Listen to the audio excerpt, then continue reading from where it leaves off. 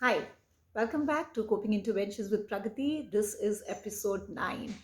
How wonderful is that? We are almost at the fag end of our 10 video series on coping interventions, and knowing by what I know through your feedbacks, I'm elated and I'm going to raise the bar today.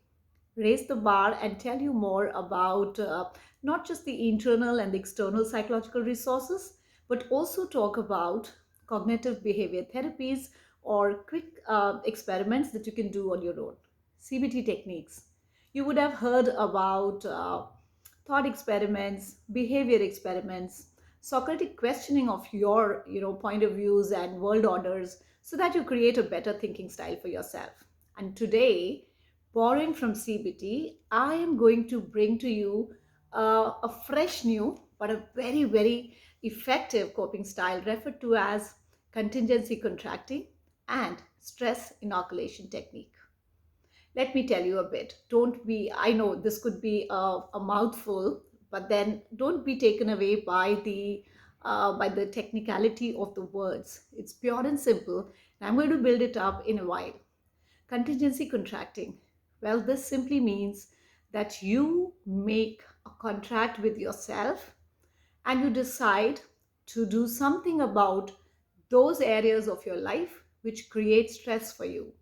For example, so this is basically a goal setting kind of strategy where you look at what disturbs you, bothers you, or kind of limits you, and then you decide to take charge of that by creating a personal contract and then going on to your goals by following through it.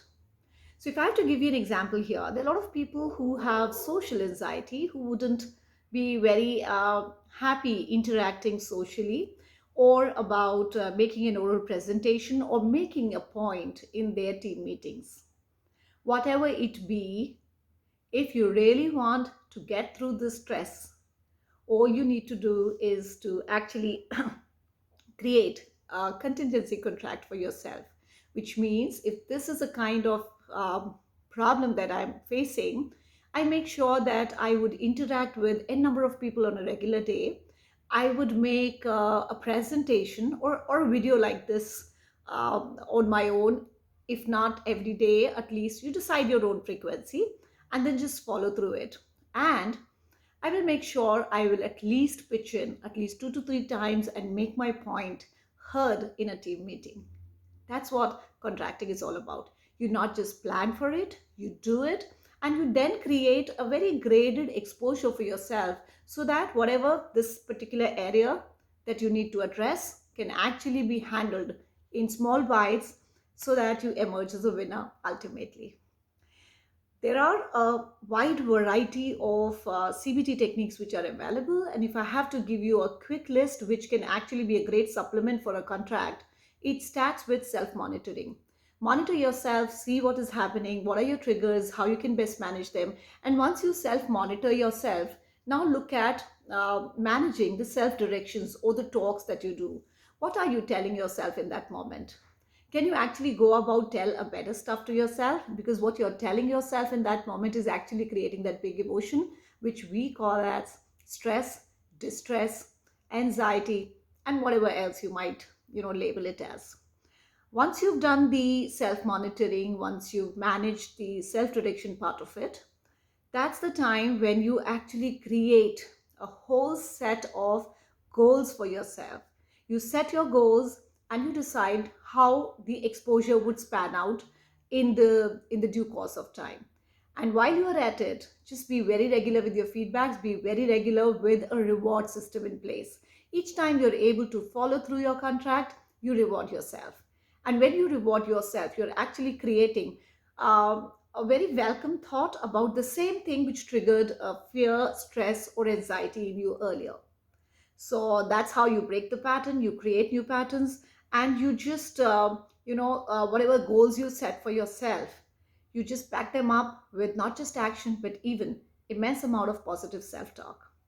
Positive self talk, where you tell yourself that if I could manage to do it on the next day, doing it on a Y day would not be a challenge. Each time you do that, each time you tell yourself that if somebody else can do it, I can do it too, you're actually borrowing from not just internal but even external resources around you. Inspiration sometimes work, and on other times you have to actually live up to your own contract with yourself. So a wide buffet, a big buffet of CBD techniques, which I just mentioned, are right at your fingertips. You may pick and choose. And the reason I've mentioned so many of them is pure and simple. I want you to pick up what works best for you.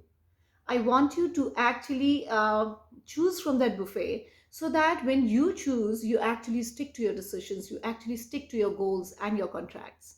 That's how you don't feel restrictive, you feel liberated. So go on. Clearly, when you use a plethora of CBT techniques, you put them all together with your contracts, you're able to inoculate yourself against stress. Yes, inoculate against stress through CBT techniques had something which has come up by D.I. Mishiben and D. Turk. They are the people who've really done tremendous amount of work in this area. And needless to tell you that if you really want to inoculate yourself against stress, distress, anxiety, depression, and the other difficult areas of emotions, all you need to do is to have a contingency contract, back it up with sufficient CBT techniques, and then go on to inoculate yourself against stress for long, long times into the future.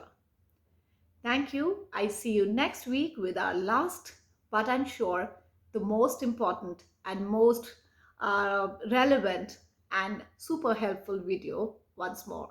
Take good care. Thank you.